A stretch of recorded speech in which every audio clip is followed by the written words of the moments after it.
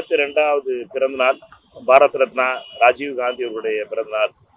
அன்பு தலைவர் ராஜீவ் காந்தி அவர்களை பொறுத்த மட்டும் காமராஜர் ஆட்சி என்ற கனவை காங்கிரஸ்காரர்களுக்கு கொடுத்தவர். இந்த 82வது பிறந்தநாள்ல காங்கிரஸ் உடைய 2 அமைச்சர்கள் இருக்கின்ற ஒரு ஆட்சியை அமைத்திருக்கிறோம். அவருடைய கனவு என்பது ஒரு தமிழ்நாட்டில் மீண்டும் ஒரு காமராஜர் ஆட்சி வர வேண்டும் என்பதுதான். காமராஜர் ஆட்சி என்றால் நேர்மையான ஆட்சி, எளிமையான ஆட்சி, மக்களுக்கான ஆட்சி, தொடர்ந்து கல்விக்கும் சுகாதாரத்திற்கும் விவசாயத்திற்கும் தொழில்துறைக்கும் முன்னுரிமை கொடுக்கின்ற ஆட்சி தான் காமராஜருடைய ஆட்சி. நேர்மையான அமைச்சர்களை கொண்டிருந்த காமராஜர் ஆட்சி. அப்படிப்பட்ட ஒரு கனவை கொடுத்தவர் நம்முடைய பாரத் ரத்னா ராஜீவ் காந்தி அவர்கள்.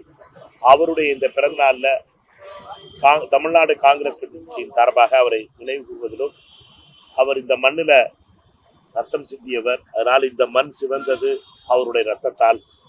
அவர் என்றும் தமிழக மக்களுடைய அன்பை பெற்றவர். அவருடைய பிறந்த நாள்ல தமிழ்நாடு காங்கிரஸ் கமிட்டியின் சார்பாக சிறப்பு செயற்குழு பொதுக்குழு கூட்டம் நடைபெறுகிறது.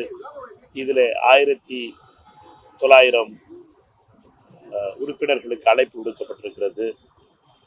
இன்று காலை 10 மணிக்கு அந்த சிறப்பு பொதுக்குழு கூட்டத்தை எங்களுடைய பொதுச் செயலாளர், அகில இந்திய காங்கிரஸ் கமிட்டியுடைய பொதுச் செயலாளர் திரு குலாம் மஹீர் அவர்கள் தொடங்கி வைத்து சிறப்புரையாற்ற இருக்கிறார்கள்.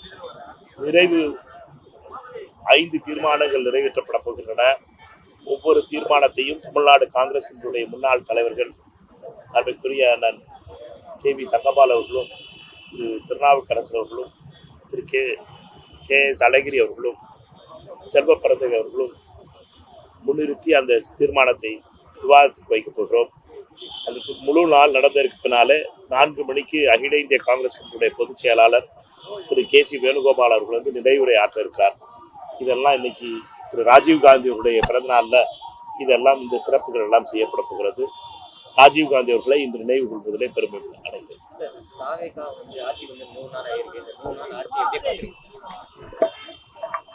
துவக்கம் நல்லா இருக்கு, ஓப்பனிங் நல்லா இருக்கிறது மாதிரி ஃபீல் பண்ண முடியுது.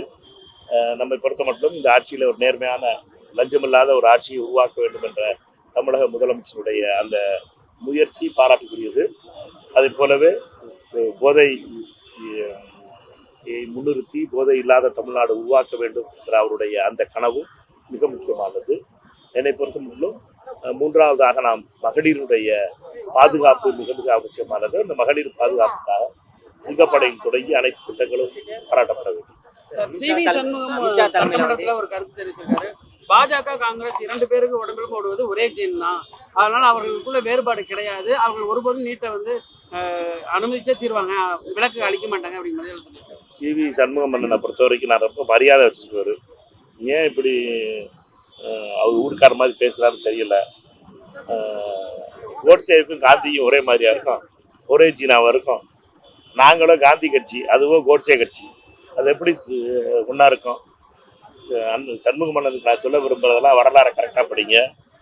காங்கிரஸ் கட்சி என்பது காந்தியினுடைய கட்சி, பாஜக என்பது கோட்சேனுடைய தத்துவத்தை வாங்கி இருக்கிற கட்சி. நீங்கள் கூட்டணி வைக்கலாம் கோட்சே கட்சியோட, அதனால அது காந்தி கட்சி ஆயிடாது. அதனால காங்கிரஸை பொறுத்த மட்டும் மிக தெளிவாக இருக்கிறோம். தமிழ்நாட்டுக்கு நீட் ஒத்து வராது. தமிழ்நாட்டுக்கு நீட் என்பது ஒரு பெரிய சாபக்கேடு. நீட் விலக்கப்பட வேண்டும். 2019 ராகுல் காந்தி அவர்கள் சொல்லியிருக்காரு, காங்கிரஸ் ஆட்சி மத்தியில் அமைஞ்ச உடனே முதல் முடிவு நீட் தமிழ்நாட்டிலிருந்து விலக்கப்படும் என்பது. விதி வட தமிழ்நாட்டில் இன்னொரு 30 சீட்டு குறைஞ்சி போச்சு.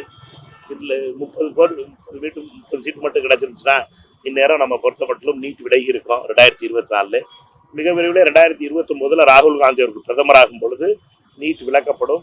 உங்கள் கண்ணு முன்னாடி நடக்கும். அப்போ அண்ணன் சண்முகம் அவர்கள் தன்னுடைய பார்வையை மாற்றிக்குவார்னு நினைக்கிறேன். அவர் போட்டிருக்க கண்ணாடியை மாற்றணும்னு நினைக்கிறேன். அதே போல அமித்ஷா தலைமையில் வந்து முதலமைச்சர் ஆலோசனை நடைபெறுது. இதில் வந்து குறிப்பாக வந்து தமிழ்நாட்டை பொறுத்த மேகதாது அதே டீலிமிட்டேஷன் எல்லாம் வந்து பெரிய பிரச்சனை இருக்குது. தமிழக முதலமைச்சர் வந்து பங்கேற்கிறாங்க.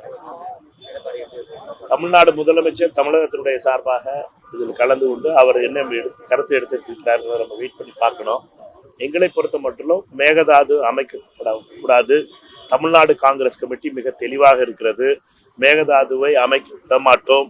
மேகதாது தமிழர்களுக்கு எதிரானது, கர்நாடகத்திற்கும் எதிரானது. கர்நாடகத்தினுடைய மிக முக்கியமான பகுதிகளிலே காடுகளை அழித்துவிடும். மேகதாது முடிவல்ல. மேகதாதுவை பொறுத்த மட்டும் இன்னும் பிரச்சனை வரும். மோடி, அமித்ஷா அவர்கள் இருவரும் சேர்ந்து மேகதாது அமைப்பதற்கு உதவி செய்யக்கூடாது என்பது எங்களுடைய நிலை.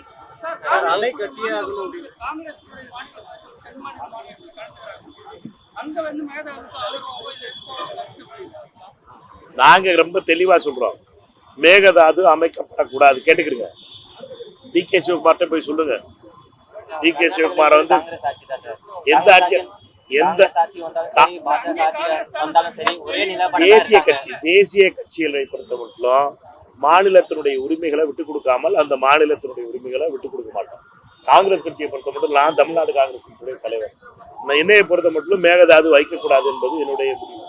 சரியா? எங்களுடைய முடிவு. பொதுக்குழுல இன்னைக்கு தீர்மானமும் போடுவோம். சரியா?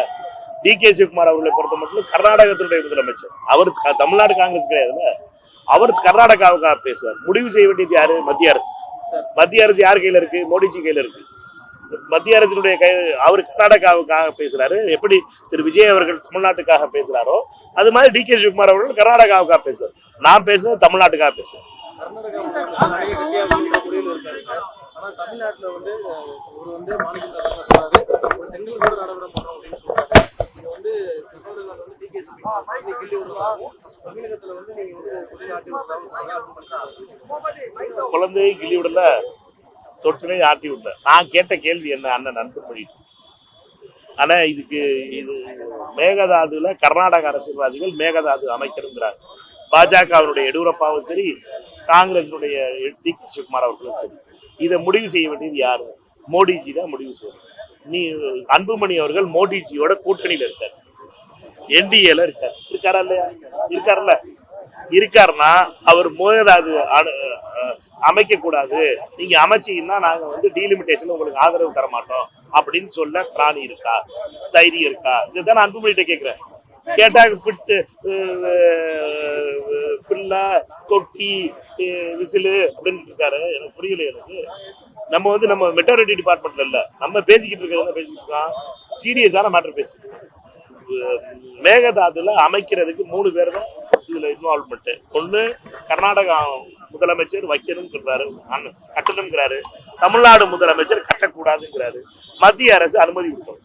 மத்திய அரசு அனுமதி கொடுக்க கூடாதுன்னு போய் சொல்லி நான் அந்த அரசுல இருந்து வித்ட்ரா பண்றேன் அன்புமணி சொல்ல தயாரா இருக்காரா? நான் வந்து இந்த அரசுக்கு கொடுக்குற ஆதரவை நான் வித்ட்ரா பண்றேன், நீங்க மேகதாது கட்டிங்கன்னா நான் வித்ட்ரா பண்ணிடுவேன். நான் ஒரு நாடாளுமன்ற உறுப்பினர் இருக்கேன். இதே மாதிரி அண்ணன் பழனிசாமி போய் சொல்ல தயாரா இருக்காங்களா? சொல்ல தைரியம் கிடையாது, திராணி கிடையாது. இங்க பாத்தீங்கன்னா பிள்ளை விசில் தொட்டிலு மெட்டர்னிட்டி வார்டில் பேசுறாப்லயே டாக்டர் பேசிக்கிட்டு இருக்காரு. சரியா? ரைட்டுப்பா.